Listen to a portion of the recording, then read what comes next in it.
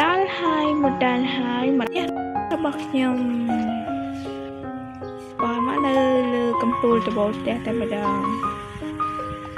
នេះគឺជាផ្ទះឬមិនមែនផ្ទះផ្ទះរបស់ខ្ញុំដល់កែចុះកែឡើងដូចមិនលេចទេ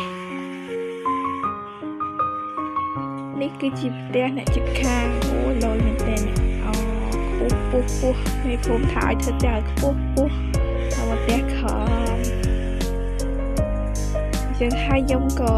តម្លើងផ្ទះនេះឲ្យខ្ពស់ដែរទៅខ្ពស់ហើយធំទៀតតែផ្ទះខ្ញុំខ្ពស់ដល់អាខ្ពស់អត់មានធំតាណាទេវារំខាងកម្មជាដើមនេះវាឆ្កង